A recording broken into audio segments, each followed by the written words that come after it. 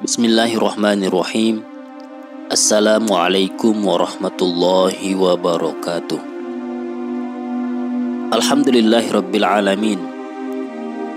Segala puji bagi Allah yang mengatur seluruh makhluk dan menciptakan lapisan-lapisan bumi dan langit, menurunkan air dari awan dan menciptakan biji-bijian dan tanaman, dan menetapkan rezeki dan makanan, dan memberi pahala atas amal-amal yang baik. Salawat dan salam semoga selalu dilimpahkan Allah kepada Sayyidina Muhammad, pemilik berbagai mukjizat yang nyata dan cahayanya meliputi seluruh makhluk. Allahumma salli ala Sayyidina Muhammad wa ala ali Sayyidina Muhammad. Sahabat sekalian, rahimakumullah wa hafizukumullah. Pada kesempatan kali ini kita akan sama-sama menyimak biografi daripada Al-Imam Al-Ghazali beserta kutipan-kutipan kata hikmah beliau yang sekiranya bisa kita jadikan tambahan khazanah keilmuan kita dan sebagai jalan untuk menggapai ridha Allah subhanahu wa ta'ala. Amin amin ya rabbal alamin. Imam Al-Ghazali ialah Abu Hamid Muhammad bin Muhammad Al-Ghazali yang digelari Hujjatul Islam Zainuddin Al-Tusi Al-Faqih Asy-Syafi'i. Beliau lahir di Tus tahun 450 Hijriah. Diceritakan bahwa ayahnya seorang ayah yang soleh. Ia tidak makan kecuali dari hasil pekerjaan tangannya. Ia bekerja memintal wol dan menjualnya di tokonya. Menjelang wafatnya, ia berwasiat kepada Al-Ghazali dan saudaranya Ahmad untuk menyampaikan kepada seorang temannya yang menjalani tasawuf dan termasuk orang baik, dan berkata kepadanya, "Sesungguhnya aku sangat menyesal karena belajar menulis. Aku ingin memperbaiki ketinggalanku mengenai kedua anakku ini. Maka ajarilah keduanya. Tidak ada masalah denganmu bila engkau belanjakan dalam pengajaran itu semua yang aku tinggalkan bagi keduanya." Ketika ayahnya meninggal, orang sufi itu mulai mengajari keduanya hingga habis harta sedikit yang ditinggalkan bagi keduanya oleh ayah mereka. Maka ia berkata kepada keduanya, "Ketahuilah, aku tidak menafkahkan untuk kalian berdua semua yang kalian miliki. Sedangkan aku seorang miskin. Aku tidak mempunyai harta untuk membantu kalian berdua. Maka aku berpendapat agar kalian pergi ke madrasah. Kalian adalah penuntut ilmu, sehingga kalian akan mendapatkan makanan yang bisa membantu kalian dalam menghabiskan waktu kalian." Kemudian kedua anak itu masuk madrasah, dan hal itu menjadi sebab bagi kebahagiaan dan ketinggian derajat mereka berdua. Al-Ghazali menceritakan hal itu dan berkata, "Kami menuntut ilmu untuk selain Allah, namun ilmu itu menolak kecuali untuk Allah." Adalah ayah Al-Ghazali rahimahullah berkeliling kepada para ahli fikih dan duduk dengan mereka, banyak berkhidmat kepada mereka, bersungguh-sungguh dalam berbuat baik kepada mereka, dan memberi nafkah sesuai kemampuannya kepada mereka. Apabila mendengar perkataan mereka, ia menangis dan berdoa dengan khusyuk, memohon kepada Allah agar mengaruniainya seorang putra yang menjadi penasehat dan menjadikannya seorang ahli fikih. Ternyata Allah mengabulkan kedua doanya. Adapun Abu Hamid, ia seorang yang paling faqih di antara teman-teman yang setingkat dengannya dan merupakan imam dari orang-orang di zamannya. Adapun Ahmad, ia seorang penasehat. Orang-orang yang berhati keras seperti batu menjadi lunak ketika mendengar peringatannya, dan sekujur badan para hadirin gemetar di majelis-majelis pengajiannya. Di masa kecilnya, Al-Ghazali belajar sebagian ilmu fikih dari Ahmad Muhammad Ar-Razaqani. Kemudian pergi setelah itu ke Naisabur, belajar pada Imamul Haramain, Abil Ma'ali Al-Juwaini. Beliau belajar dengan sungguh-sungguh dan berijtihad hingga mahir mengenai mazhab, khilaf atau perbedaan pendapat, perdebatan, dan mantek atau logika. Beliau belajar hikmah dan falsafah dan menguasai semua itu. Beliau memahami pembicaraan para ahli ilmu-ilmu ini dan menyanggah mereka serta menyalahkan dakwaan-dakwaan mereka. Beliau mengarang kitab-kitab yang disusunnya dengan baik mengenai masing-masing dari ilmu-ilmu ini.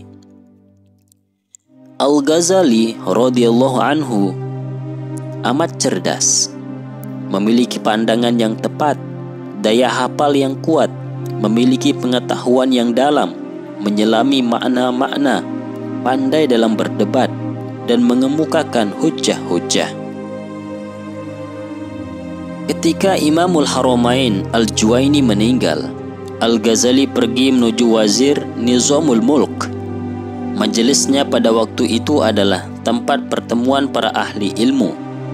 Beliau mendebat para ulama terkemuka di majelisnya, dan perkataannya mengalahkan mereka. Maka mereka mengakui kelebihannya. Wazir menerimanya dengan pengagungan, penghormatan, dan menunjuknya sebagai pengajar di madrasahnya An-Nizamiyah di Baghdad tahun 484 Hijriah.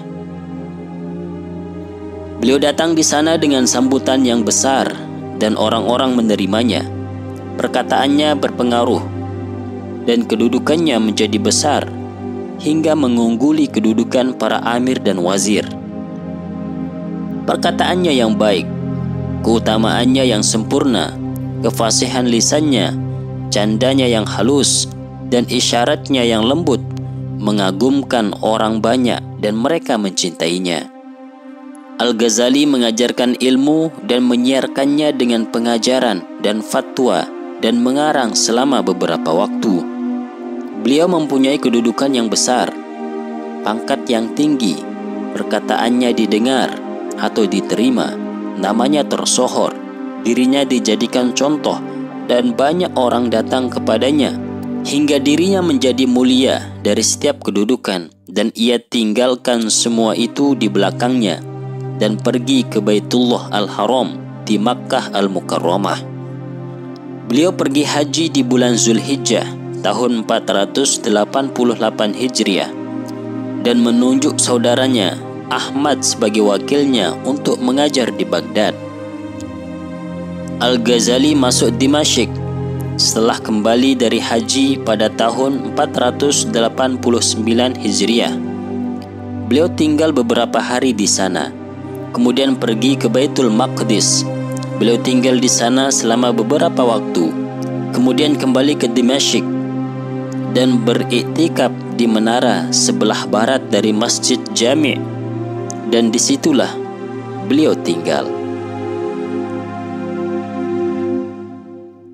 Pada suatu hari, ketika memasuki Madrasah Al-Aminah, beliau mendapati pengajar berkata Al-Ghazali ketika mengajarkan kalamnya, maka Al-Ghazali khawatir dirinya merasa sombong. Kemudian beliau tinggalkan Dimashq dan mulai berkeliling di negeri-negeri.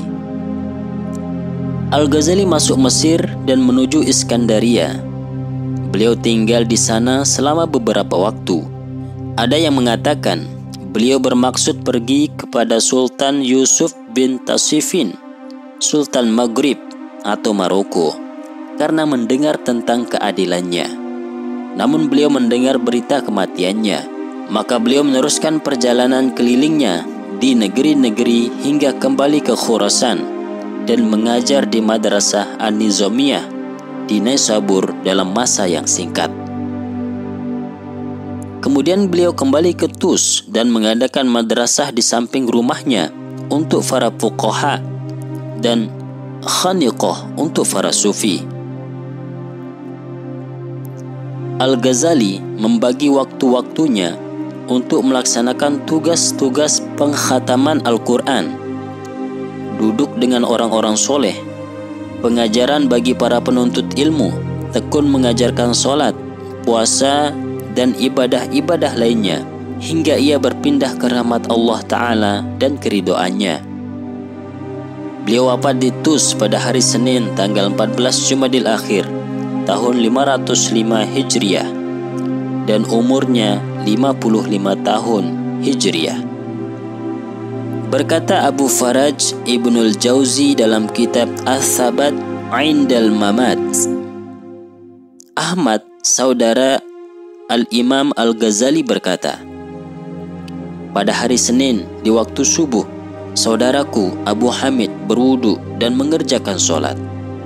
Ia berkata, ambilkan kain kafan bagiku.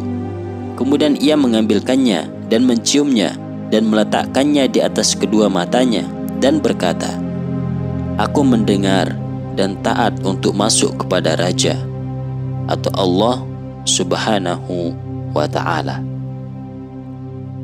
Kemudian ia menjulurkan kedua kakinya dan menghadap kiblat dan wafat sebelum matahari naik. Semoga Allah menyucikan ruhnya. Amin, amin ya rabbal alamin.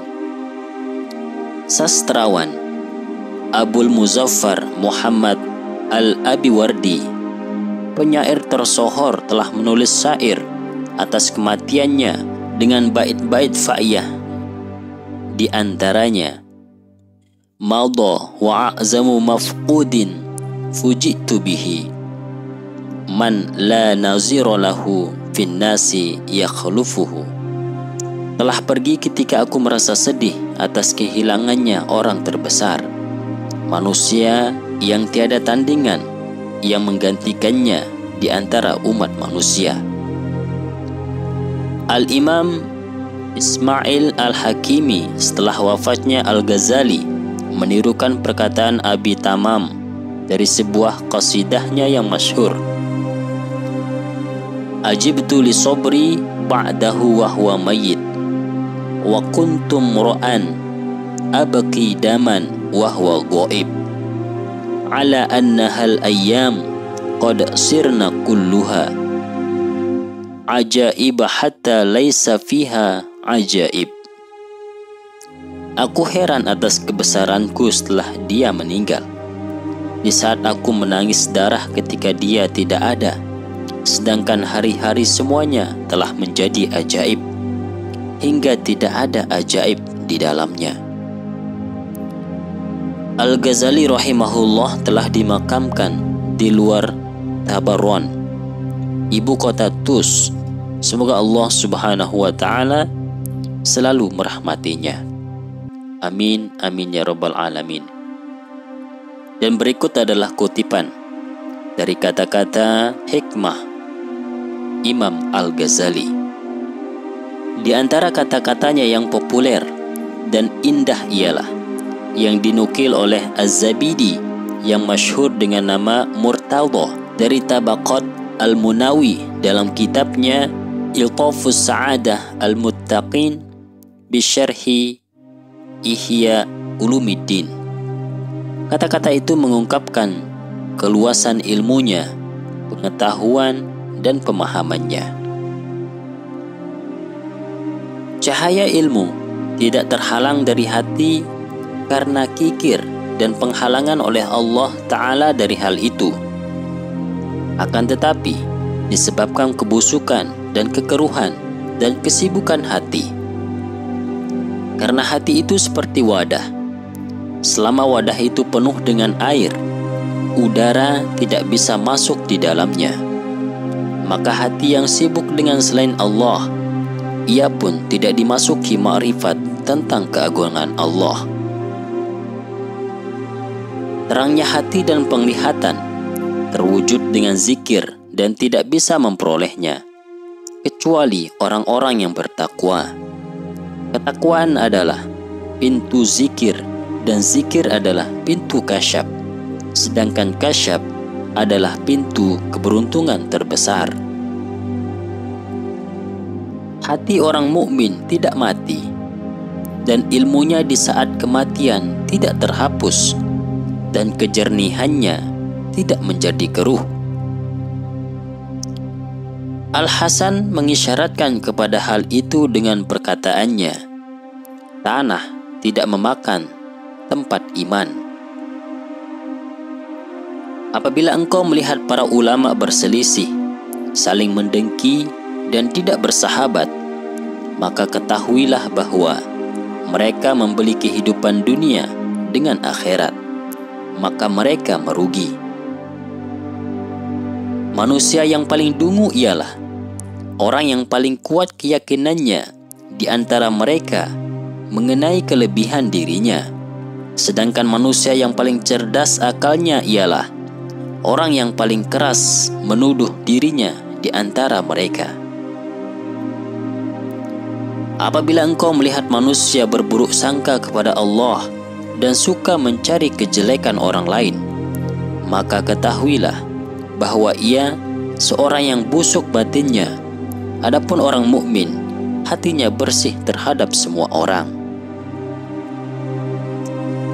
Hakikat zikir tidak bisa menguasai hati, kecuali setelah memenuhinya dengan ketakwaan dan membersihkannya dari sifat-sifat tercela. Kalau tidak, maka zikir-zikir itu hanya merupakan bisikan hati dan tidak berpengaruh pada hati dan tidak mengusir syaitan. Sebagaimana engkau berdoa dan doamu tidak dikabulkan karena tidak dipenuhinya syarat doa, maka begitupun engkau menyebut nama Allah, tetapi setan tidak lari karena tidak dipenuhinya syarat zikir. Apabila nafsu tidak dicegah dari sebagian hal-hal yang mubah, ia pun menginginkan hal-hal yang diharamkan. Kebahagiaan seluruhnya adalah ketika manusia menguasai nafsunya, sedangkan kesengsaraan seluruhnya adalah ketika manusia dikuasai nafsunya. Barang siapa membiasakan dirinya memikirkan kebesaran Allah dan keagungannya, kerajaan bumi dan langitnya, maka hal itu lebih lezat padanya daripada setiap kenikmatan. Kelezatan orang ini mengenai keajaiban alam malakut untuk selamanya lebih besar daripada kelezatan orang yang melihat kepada buah-buahan surga dan kebun-kebunnya dengan mata yang nampak. Ini adalah keadaan mereka di dunia. Maka bagaimana dugaan terhadap mereka ketika tersingkapnya penutup di akhirat? Tidak tersisa bersama hamba di saat kematian kecuali 3 sifat: kejernihan hati, yaitu kebersihannya dari kotoran-kotoran hati, dan kesenangannya dalam menyebut Allah dan cintanya kepada Allah. Kebersihan hati tidak terwujud kecuali dengan menjauhi kesenangan dunia, dan kesenangan hati tidak terwujud kecuali dengan banyak berzikir. Adapun cinta kepada Allah tidak terwujud kecuali dengan makrifat, dan makrifat kepada Allah tidak terwujud kecuali dengan selalu berfikir.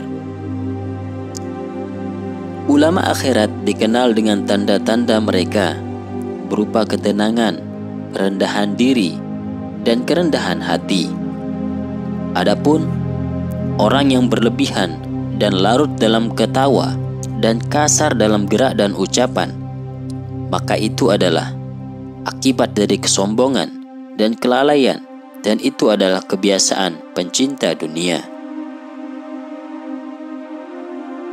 Al-Ghazali rahimahullah mempunyai doa yang menakjubkan dan pernah dicoba oleh ahli makrifat ketika mengalami kemiskinan, yaitu Allahumma ya Ghaniyu ya Hamid, ya Mubdi'u ya Mu'id, ya Rahimu ya Wadud, aghnini bihalalikan haramika wa bi ta'atika am ma'siyatika, wa bi fadlika amman siwaka. Ya Allah, ya Tuhan yang Maha Kaya, ya Tuhan yang Maha Terpuji, ya Tuhan yang Maha memulai penciptaan, ya Tuhan yang mengulangi penciptaan, ya Tuhan yang Maha Penyayang, ya Tuhan yang Maha Pengasih. Cukupilah aku dengan rezekimu yang halal, dan jauhkanlah aku dari yang haram. Dan cukupilah aku dengan ketaatan kepadamu, dan jauhkanlah aku dari mendurhakaimu. Dan cukupilah aku dengan karuniamu, tanpa membutuhkan selain Engkau. Ia berkata, barang siapa membacanya sehabis sholat Jumat dan selalu membacanya, Allah mencukupinya dari membutuhkan makhluknya dan memberinya rezeki dari jalan yang tidak disangka. Al-Imam Al-Ghazali mempunyai banyak karangan, yang terpenting diantaranya Ihya Ulumuddin, Maqasidul Falasifah, Al-Munqiz Minal Dhalal Wal Mufsihu Anil Ahwal, Mukasyafatul Qulub, Al-Muqarribu ila Hadratil Allamil Ghuyub. Demikianlah sahabat sekalian, biografi singkat dan kutipan-kutipan hikmah dari Hujjatul Islam Al-Imam Al-Ghazali. Semoga bermanfaat dan bisa mencerahkan hati kita semua. Hadanallah wa iyyakum ajma'in. Syukran katsir ala ihtimamikum. Jazakumullah khair. Wassalamualaikum warahmatullahi wabarakatuh.